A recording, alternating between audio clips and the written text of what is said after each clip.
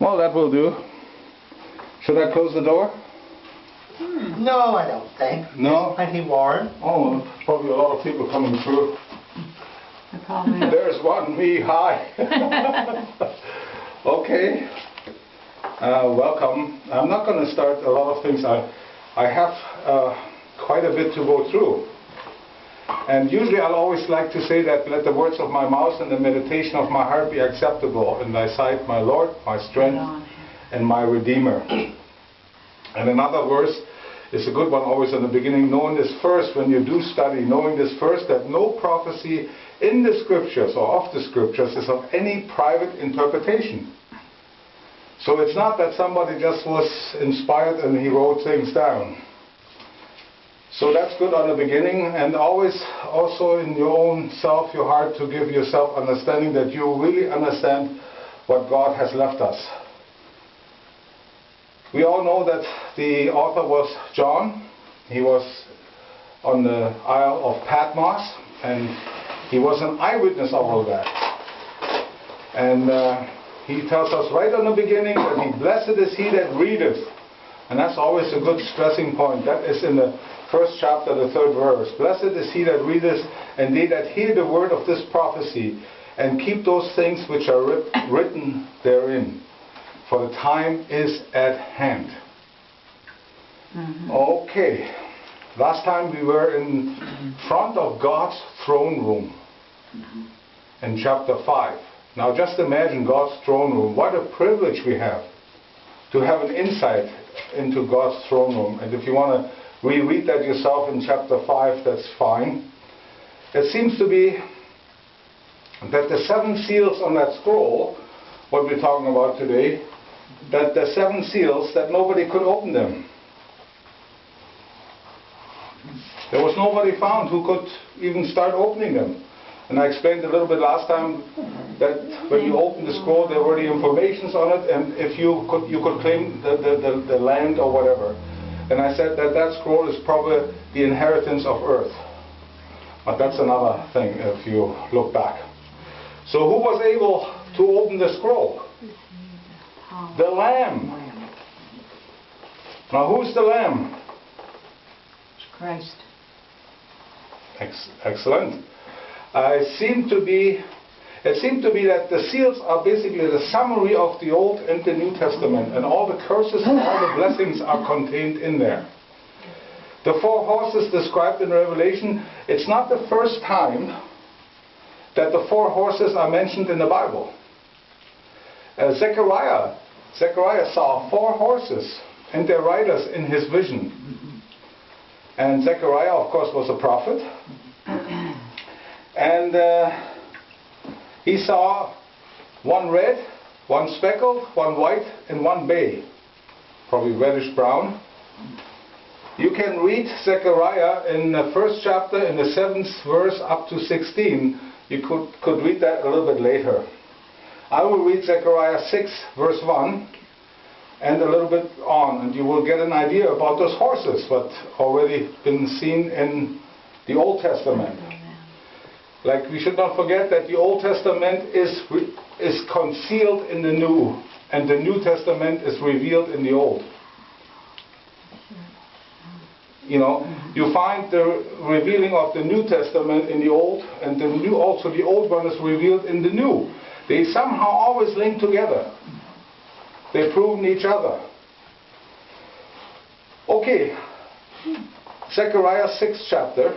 And I turned and lifted up mine eyes, and looked, and behold, there came 4 chariots out from between 2 mountains, and the mountains were mountains of brass.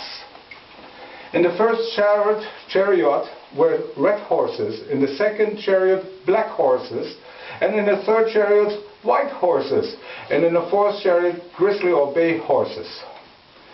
Then I answered and said unto the angels that talked with me, what are these, my Lord? By the way, here Zechariah calls the angels Lord. And many times when you see the different writing, the Lord is with a small, not the capital Lord. That's like saying sir, or respectfully saying hello, sir. So he didn't meant them to be equal with God. Because some people like to make angels God, or God-like. They're a creation. They're the messengers of God. Okay, and the bay went forth and thought to go that they might walk to and fro through the earth. And he said, get thou hands, walk to and fro through the earth. So they walked to and fro through the earth. These angels appear to be sent to look forth, to look after Israel and the end of their 70 years captivity to Babylon. You know, they were in exile into Babylon, and that was supposed to go 70 years, and that's when many of those prophets writing their scriptures. I do see somehow that there's a connection with the last 7 years, what is of the 70 weeks of Daniel. When I said the 9th chapter in Daniel's, that's getting very complicated because you find out how it's 9. It's 7 times 7, 49. And it comes actually up to 70 weeks of Daniel. And the weeks becoming years. And that's very hard to explain, but biblically you could do that. So the last 7 years is what we call the tribulation period. Now, you're all anxious to open up the first seal. And of course, it's the white horse. And I got the white horse right here. Somebody made a drawing out of it. One thing we should right away from the beginning start noticing, there is a bow, but there's no arrows in there. No. So, What happened to her?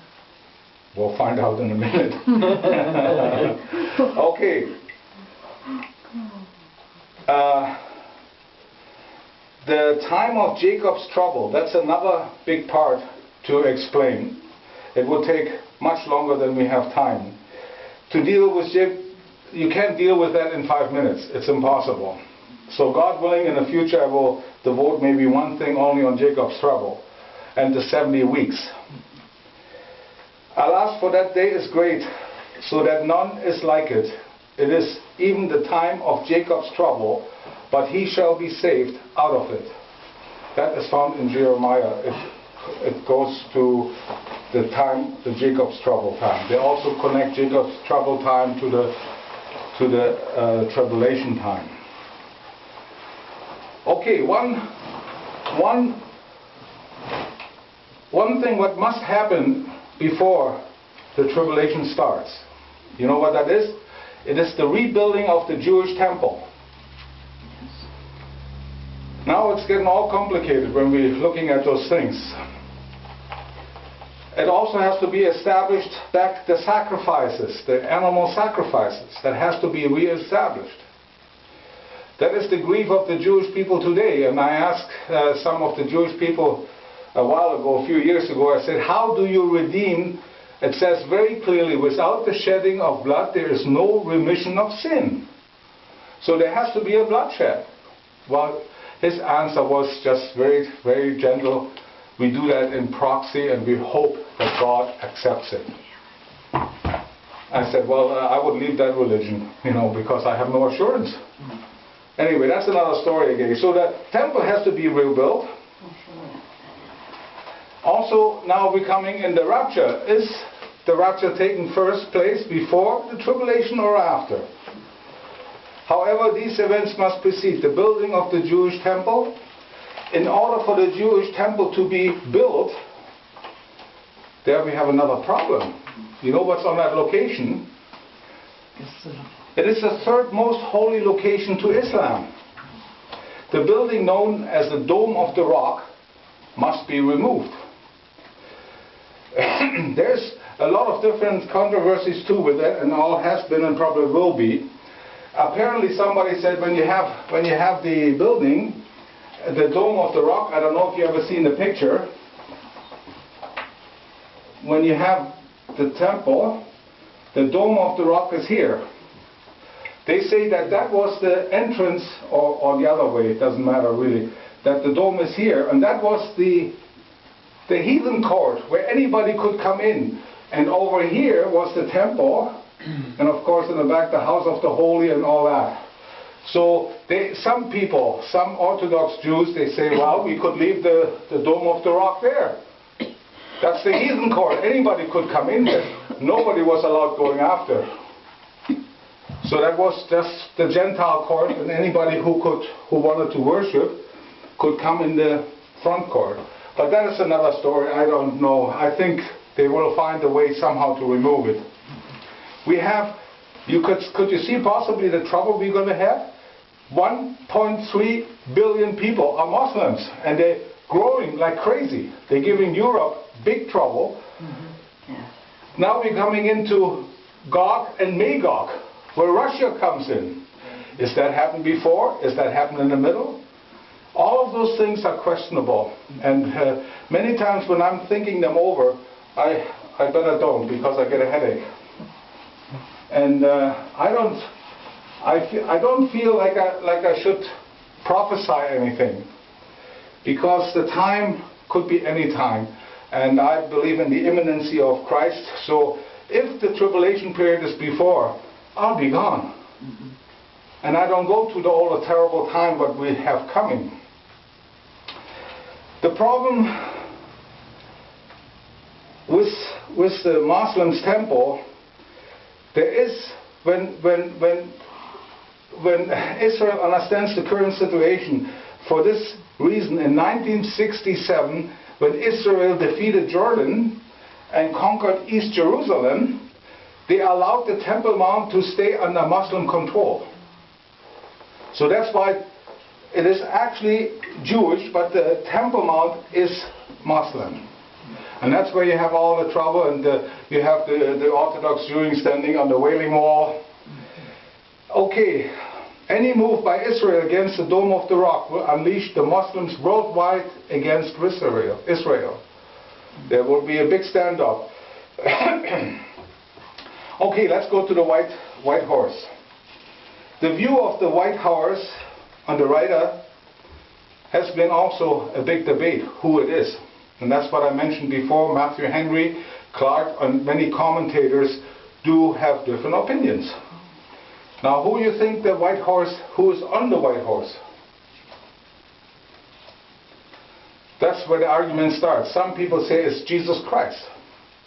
And some people say it is the Antichrist, which I am led to think about. When we read it, we will find out somehow, because in 19...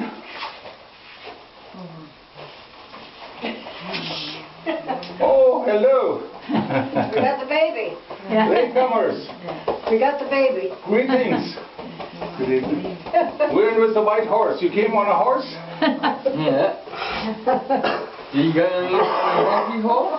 Just a minute now, listen. Now we have to do two parts. Anyway, the white horse, the debate is, I just put a little recap. The white horse, some people it's the Antichrist, and some people say that it's Jesus Christ. But when we look, see that if the rider on the white horse is Jesus Christ, then John sees the riding of the white horse in Revelation 19. And when we compare that, the white horse in Revelation 6:2 does not conclude the matter as Jesus Christ does in Revelation 19. So the white horse of Revelation 6:2 starts the event leading to Christ's return. And the white horse of Revelation 6 is a picture of a false peace. That's good to remember too. Established by the Antichrist to start the tribulation period. This peace is removed by the next horse, the red horse. See, it does not match that it is Christ somehow when you see that all in context. So I believe personally that that is how the Antichrist comes in. And we didn't read it yet, did we? He's a good girl. Okay. In Thessalonian, the peace is removed by the red horse. In Thessalonians, it gives us another idea about it. For when we shall say peace and safety, the sudden destruction cometh upon them, as travail upon a woman with child. and they shall not escape. But ye, brethren, are not in darkness, that that day should overtake you as a thief. So it's not really a surprise that you as a Christian say, oh, I didn't know that's going to happen. We are waiting for the Savior to come. We're waiting. We're not going to be surprised. We know He will come, because all the other prophecies became true. So from the 70 weeks of Daniel, we learn Daniel's 70th week begins with the confirmation of the covenant with many. A covenant is a peace agreement given to Israel, the right to rebuild the temple and offer sacrifice. Right down there. So once they have that peace agreement, then the Jewish people can build their temple back. The prince to come uses the power of military force to guarantee Israel's right to rebuild the temple and offer sacrifice. When we keep in mind the battle of Gog and Magog in Ezekiel, that you can look up to, 38, 39 in Ezekiel, which precedes this event, and an earth weary of religious conflicts between Muslims, Jews and Christians. And that's exactly what we have today. There's a lot of conflict worldwide between those three religions. The earth will be ripe to accept concluding peace on the Jerusalem issue. Once they start fighting and everything, and they see that they cannot win, then they will peace. And that's when the Antichrist comes in, that white horse. Israel will accept the term of the world leader, assuming the temple built will usher in the age of the Messiah. So we should not forget that the temple, however it's built by a nation, it's still the nation what built the temple, they still rejected Messiah, Jesus Christ. They're going back under the law. And of course the Antichrist himself will have Israel believing that it's a temporary false peace. And this same person, the Antichrist, will break his agreement with Israel after 3.5 years. So that means 3.5 years is going to be good, and then the hammer comes down. And he will stop the sacrifices. So to do the sacrifices for the Jews, they have to have the temple built.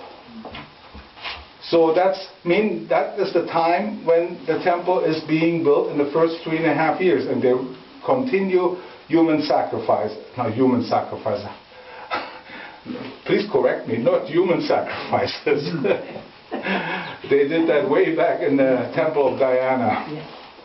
Okay. I think I have something wrong here. I did not get, see, I think I missed a page. I missed it, because when we should read the first, do we have time? 5 minutes. I'll better go another 5 minutes. That is very important. I'll make a second part.